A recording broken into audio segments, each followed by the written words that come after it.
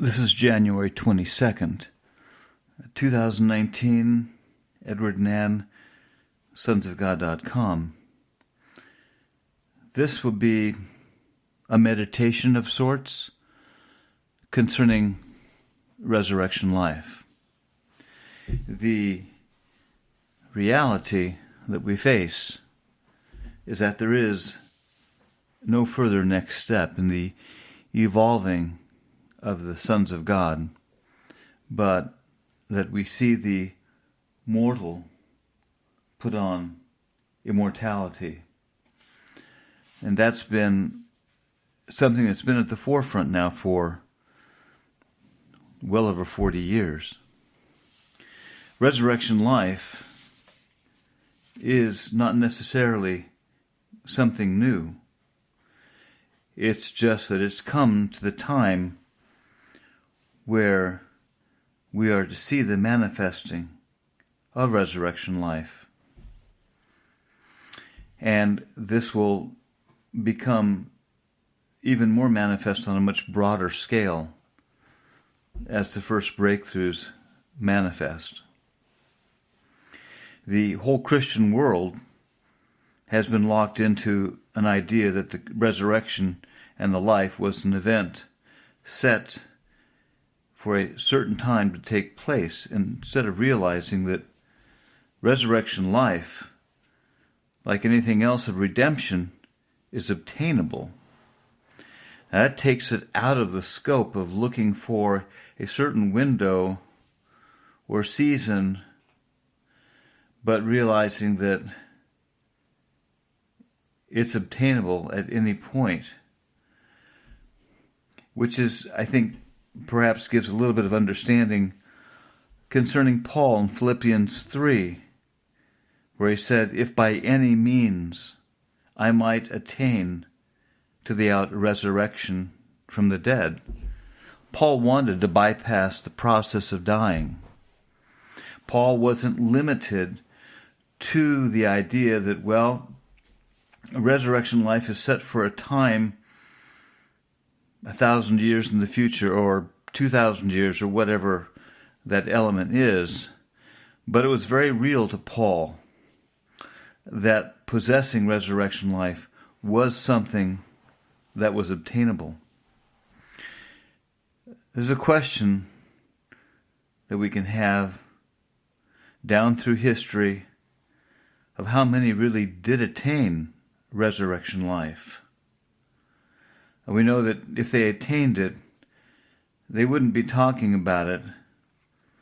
But it's astonishing that many of the early records, which seem to be like a myth, talk about a resurrection instantaneous with martyrdom that happened.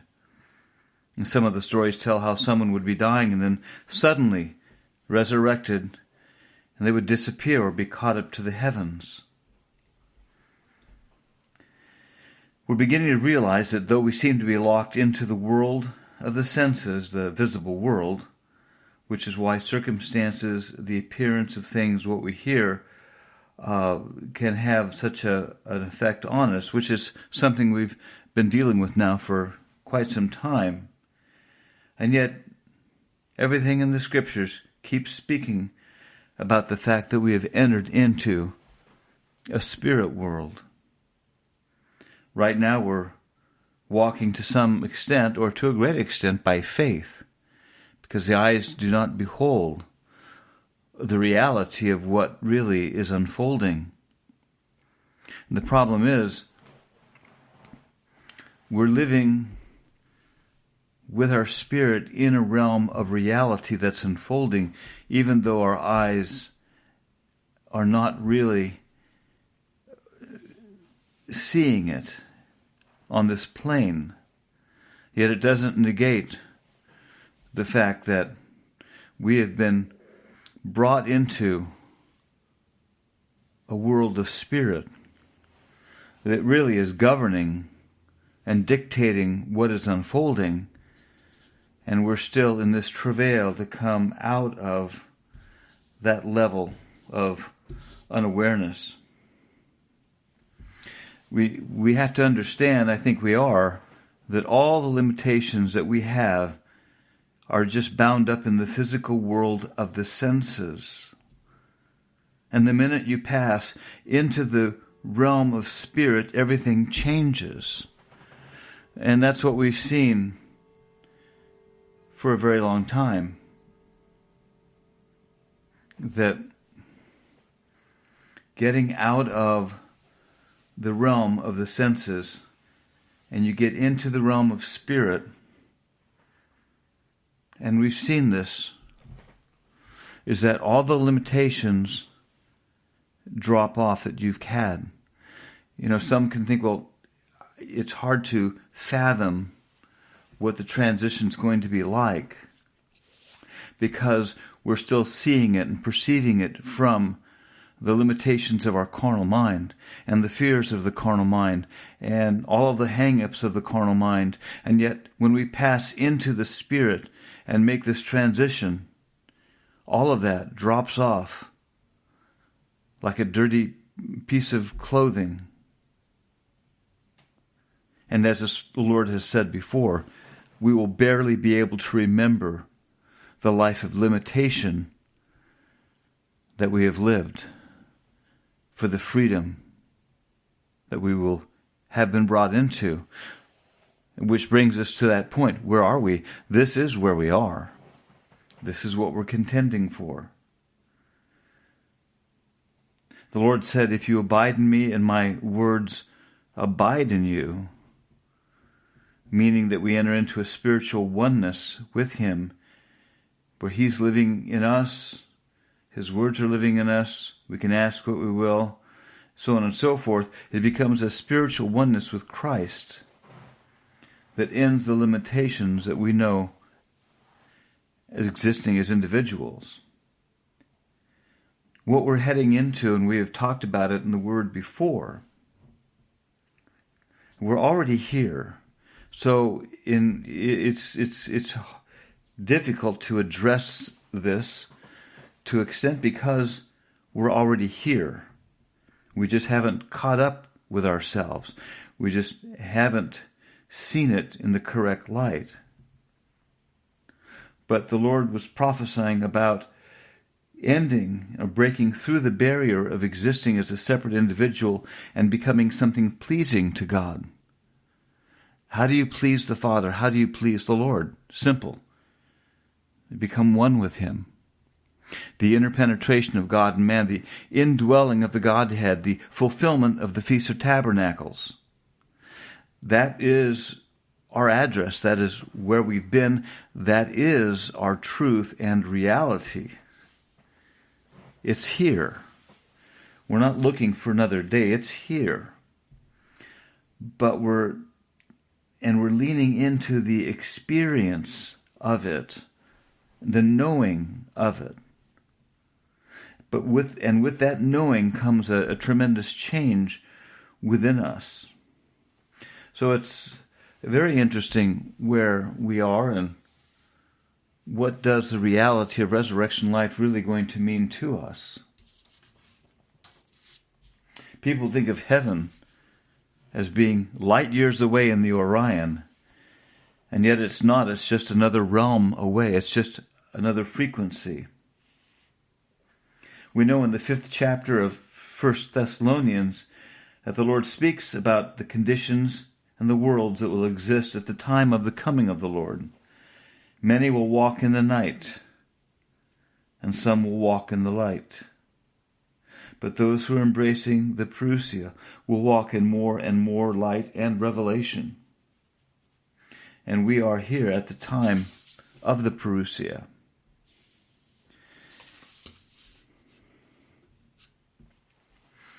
In 1 Corinthians 15, it talks about how Christ will rule until his enemies are made the footstool of his feet, and the last enemy is death. So, what is the Lord saying? The last enemy to be destroyed is death. But it doesn't mean that death must be overcome for the sons to begin to break into resurrection life. There is a judgment coming upon death and upon all of the hosts of darkness, of which the sons of God will be the great facilitators of God's authority and plan in the earth. But what we're going to see after the first wave breaks through is that there could be literally millions of people on the face of the earth who begin to break into resurrection life, while the rest of the world remains under death. And Christ will reign until death itself is destroyed. The problem is that, and one that the sons themselves have been coming out of, is that within the hearts of men and the bodies of men, in a whole realm of futility and decay, death still seems to exist because we've held on to its reality. But the sons are letting that go, and they're coming up higher, and they're laying that aside because death no longer has dominion over the sons. The issue of becoming visible or invisible becomes very important, more than a theory, because it's the reality of resurrection life. You remember after the resurrection of Christ, how he would appear suddenly. He was not limited to the physical.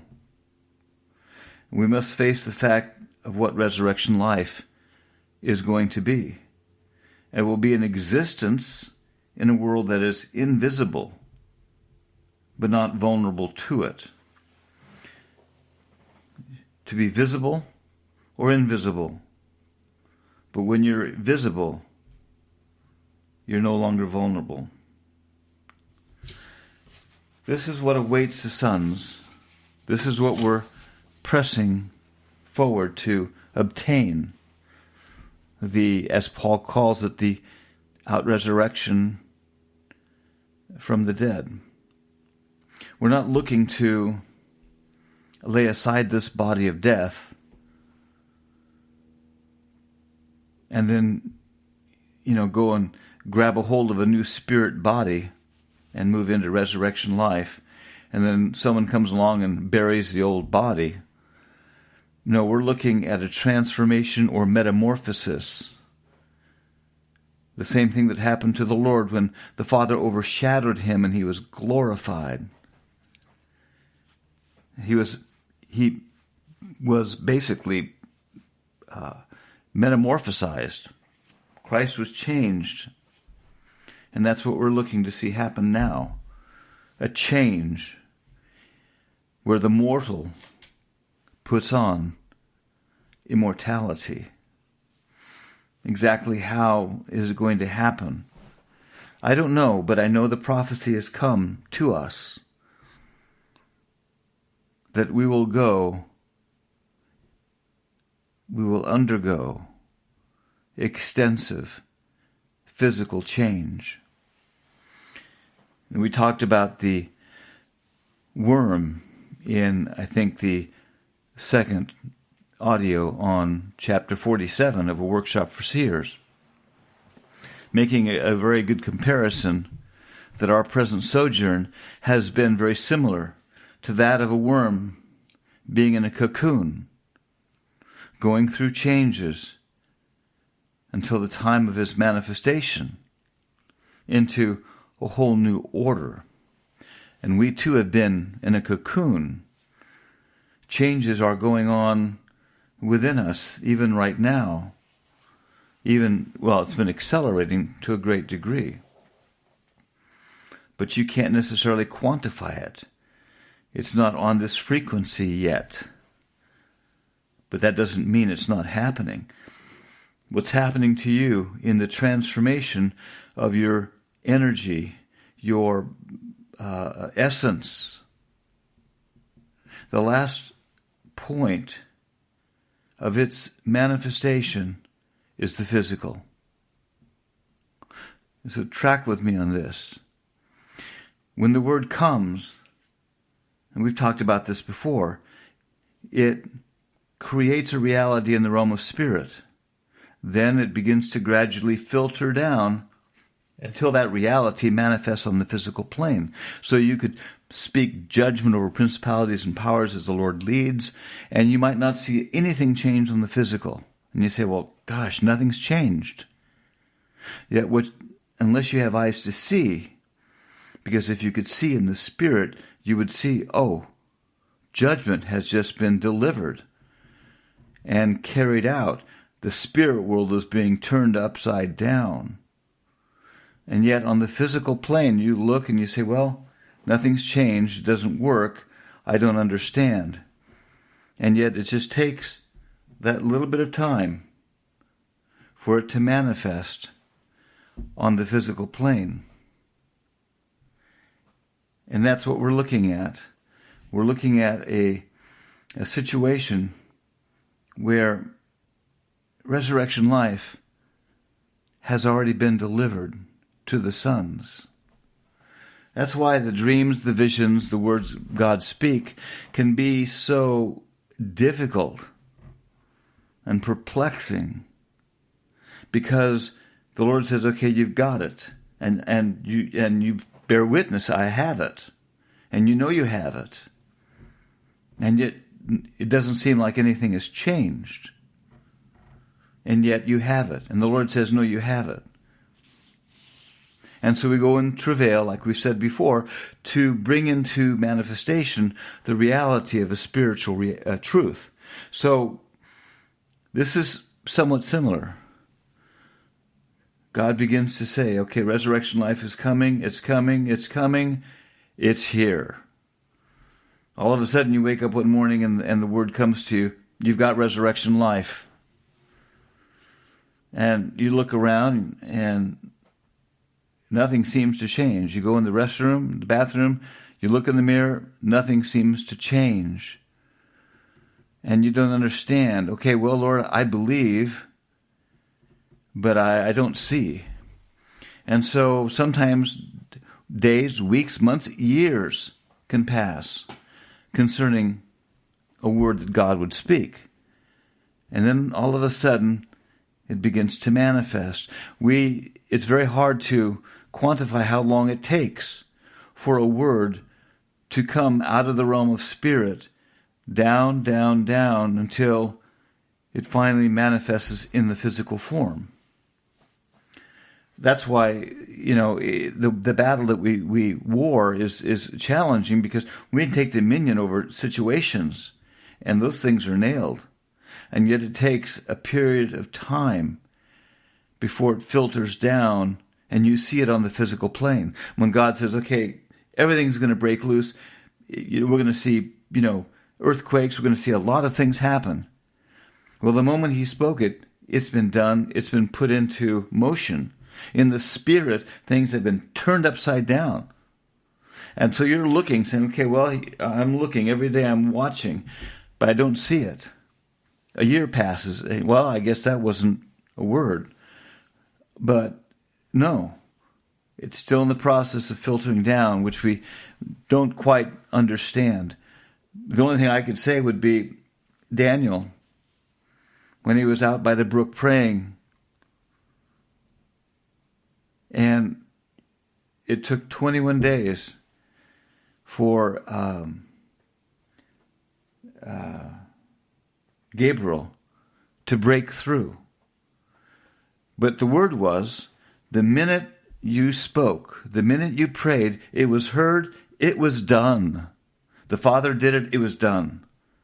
And so Gabriel went to convey that message, to say, Daniel, it's done. You can relax now. You don't have to keep interceding. It's done. He was said, Gabriel's told, go deliver the message. Let him know it's done. Well, it took 21 days. And I'm sure that Daniel arose and probably had a real witness. Okay, I feel like something was done here. Yet he didn't see a thing. Nothing changed. He didn't really get the confirmation for 21 days.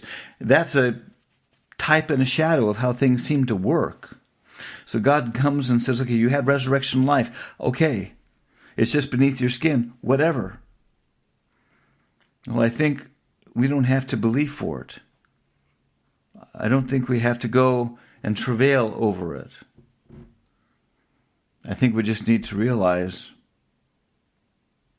that we have resurrection life. If the Lord has spoken that to you, if He has borne witness to you, then it's done. If He hasn't, then I can, that's fine. But when that word comes, it is done. And I know for us, it's a matter of how long it's going to take for it to manifest as a reality on this physical plane. Because it's here. The Lord's been talking about it for years. And over the last 2-3 years, much more specifically.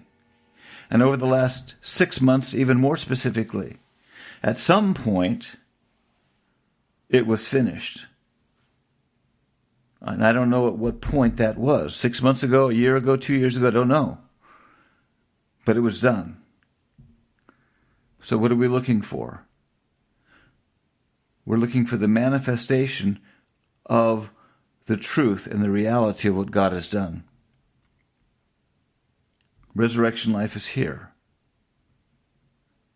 We're waiting to manifest it.